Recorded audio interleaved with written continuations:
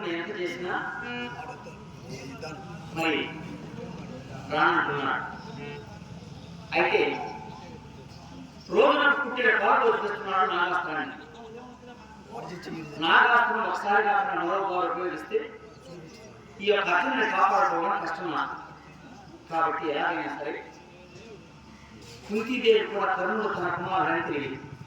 ఇప్పుడు వెళ్ళి కుంతీదేవికి కర్ణుడు నీ కుమారుడే అని చెప్పి ఆమె వెళ్ళి ఆ కర్ణుని తీసుకురామని చెప్తే అప్పుడు నా తప్ప వృత్తాంతం చెప్పి తప్పకుండా తీసుకుని వస్తే పాండవ పక్షం చేస్తారు. అట్లా లేదు, కర్ణుడు రాలేదన్నాడు. ఆ యొక్క నాగాస్త్రాన్ని ఒకసారి కాకుండా రెండోసారి ప్రయోగించకుండా కుంతీదేవి చేత వరం తీసుకుని వస్తే ఇక అర్జునుని కాపాడడం సులభం అవుతుంది. కాబట్టి వస్తే మంచిది, లేకుంటే వరం కైకొని వస్తే అర్జునుని సునాయాసంగా మరి తెలుపుకోవచ్చు. ఇప్పుడే కుంతీదేవి మందిరం చేద్దగాక కుంతి మందిరము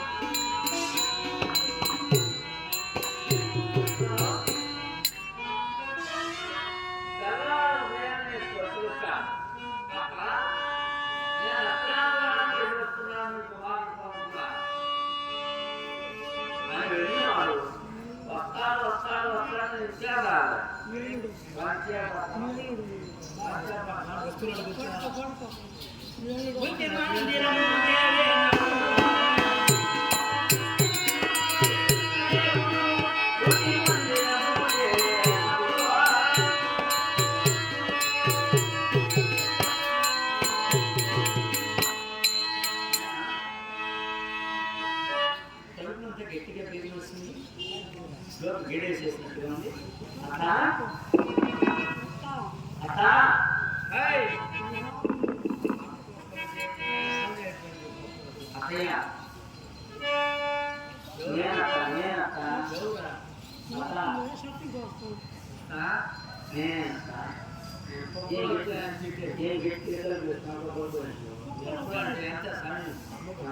వస్తా వస్తా వస్తా అని చూసినా ఎవరు వస్తే ఎవరు చూసి ఏమవుతుంది రావాల్సిన సమయం అందుకనేసి నువ్వు ఎప్పుడైనా వచ్చేది ఎప్పుడైనా చూసేవాళ్ళే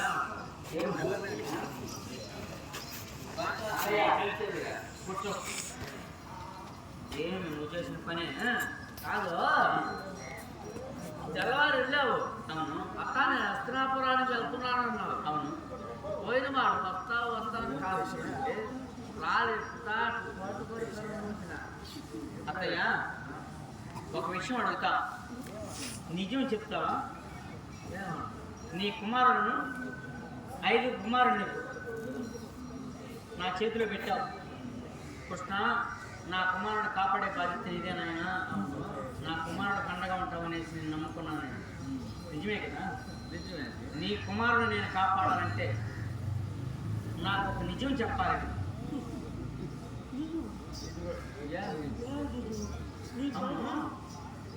నీకు పిల్లలు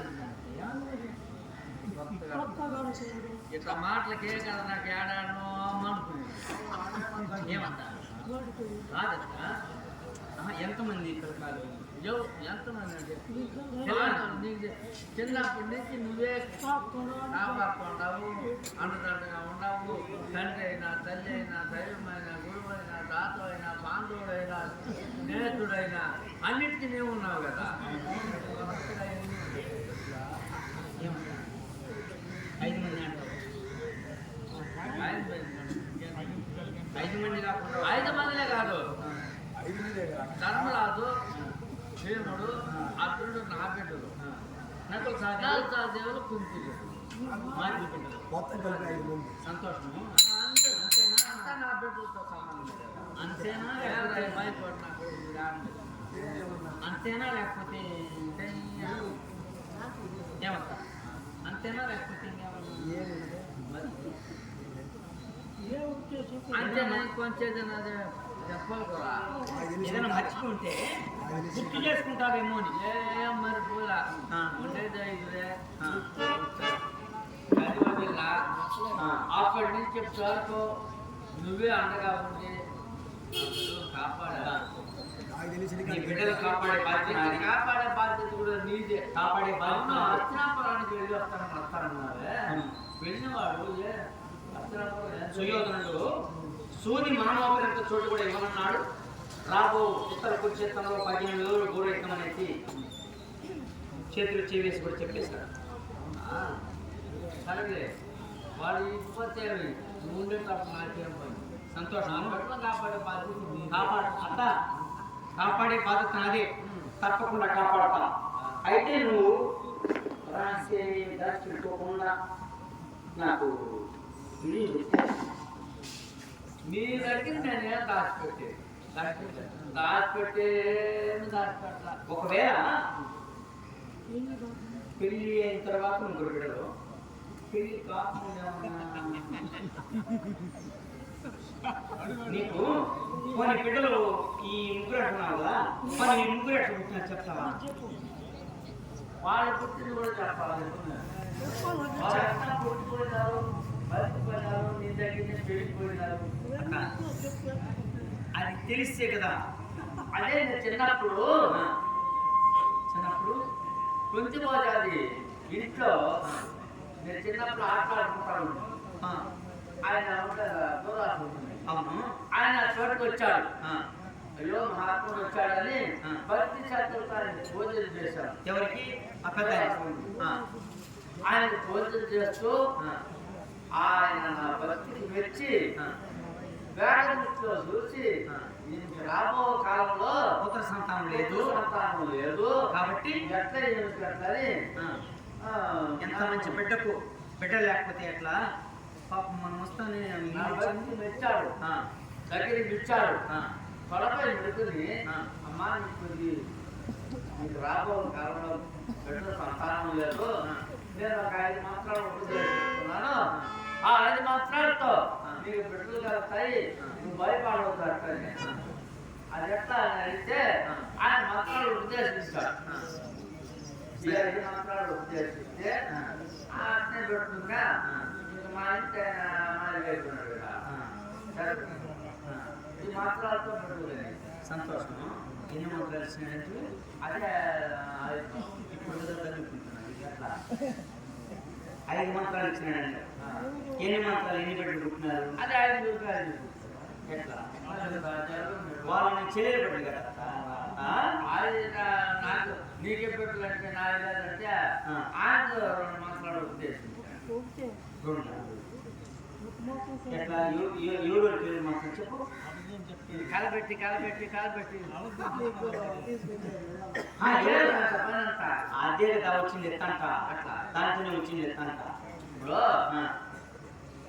యువకాలని తొలగించాను.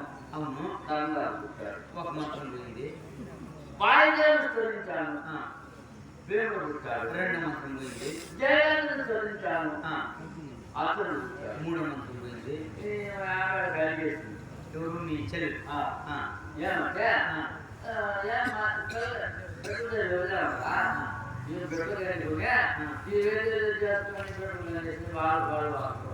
అయిపోతారో మనం బిడ్డలు లేదని మనల్ని మనల్ని కడలు కోసేస్తారని మాట్లాడుతుంది కూర్చుంది.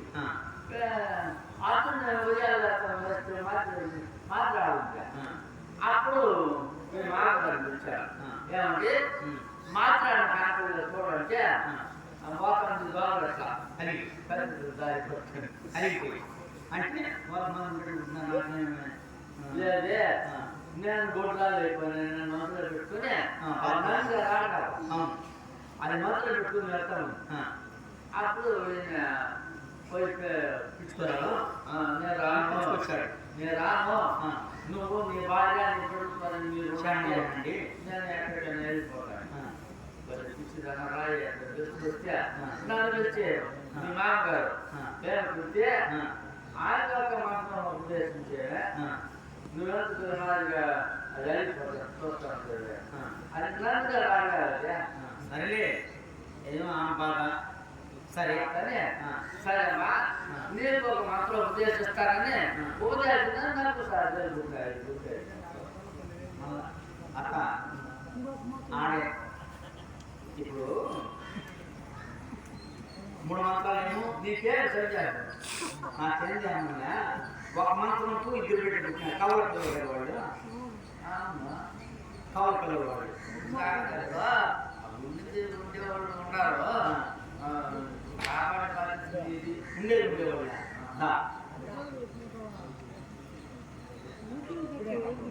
ఈ విధంగా చేస్తే ఆడ చూడు ఇట్లా మాట్లాడతాడు.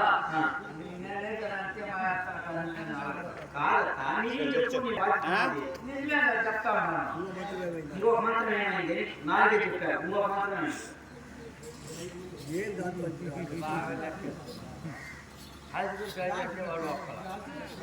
అక్కయ్య ఒక మంత్రానికి ధర్మరాజు, ఒక మంత్రానికి భీముడు, ఒక మంత్రానికి అర్జునుడు, ఒక మంత్రానికి కౌరవుడు. అంటే చిన్నప్పుడు వచ్చినాడు కదా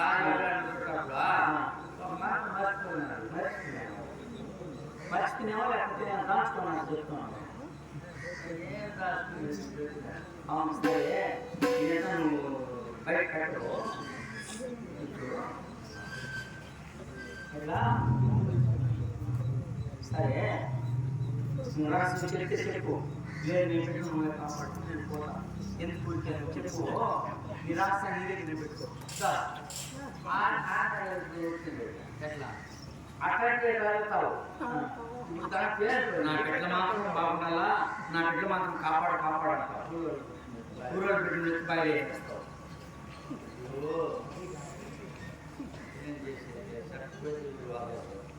సరే 5 మంత్రాలు అంటే చిన్న వయసులో 5 మంత్రాలు ఇచ్చారు కదా. ఇది మనకు ఫలిస్తాయో ఫలిస్తుందో అని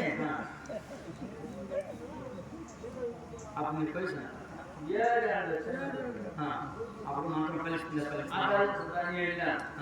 యాడికి ఆ రకాల తీరానికి తెల్లకి నీళ్ళు తీసుకురావడానికి వెళ్ళి స్నానం చేసి సూర్యుడు అట్లా మొత్తం ఉంటాడు.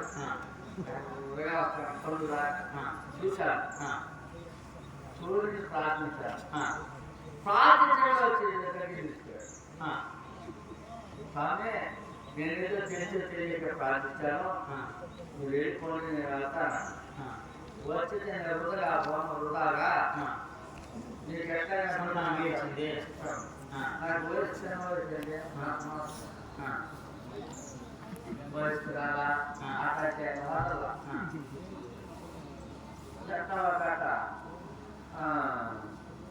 6 గంటలకి నిమిష పాటలు రెప్పకాలంలో 6 గడియలు నేను స్వామి ఈ పెట్టు నేనేం చేసేది ఎంతమంది ప్రజలకి ఏం చెప్పేది అంటే నువ్వేం బాధపడద్దు పెట్టు నేను కాపాడుకుంటానని ఒక పెట్టి ఇచ్చాడు. ఆ పెట్టె పెట్టి ఈ గంగా నది తీరాన్ని వదిలే నా పెట్టు నేను కాపాడుకుంటున్నాను వెళ్తురు కానీ అట్లా ఏం చేయాలా హోరు ఏర్చుకొని ఆ పెట్టిన వదిలి ఎందుకు అట్లయ్యా ఎందుకు అసలు ఎప్పుడు పెట్టుకో సంతోషము. ఒక విషయం ఇప్పుడు ఆవిడతనే వచ్చింది ఎత్తానంత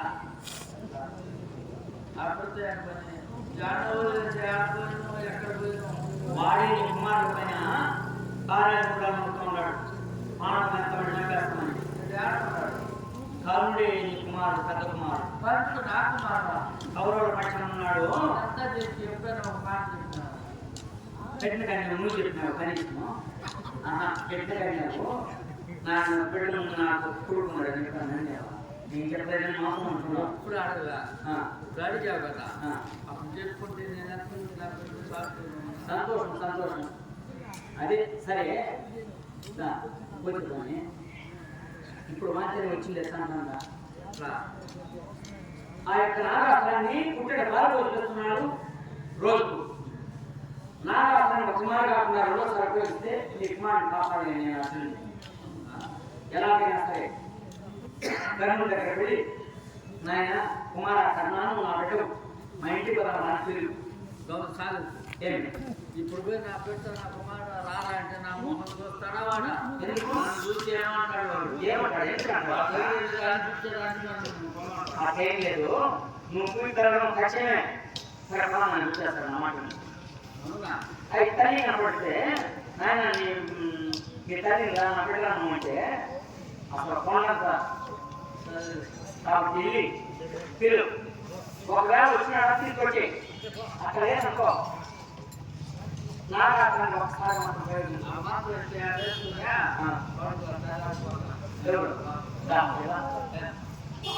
ఎలా అక్కడికి అనుకో రాజు వెళ్ళిపోతూ ఉంటావు కరుణ మందిరం చేస్తావు పూర్తిదేవి ఎప్పుడు ఈ కరుణ మందిరానికి వెళ్ళదు ఈ కీలో చెప్పని పూర్తి మందిరం మరి కరుణ మందిరానికి వెళ్తుంది ఈయనకు ఏం సంబంధం అంటారు.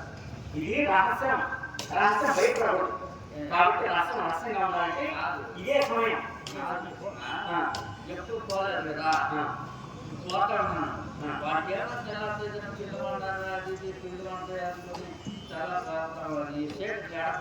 ఏం పర్వాలా ఇప్పుడే వెళ్ళి సరేనా సమాసనం అయింది తొందరగా వెళ్ళి వచ్చినా తీసుకురా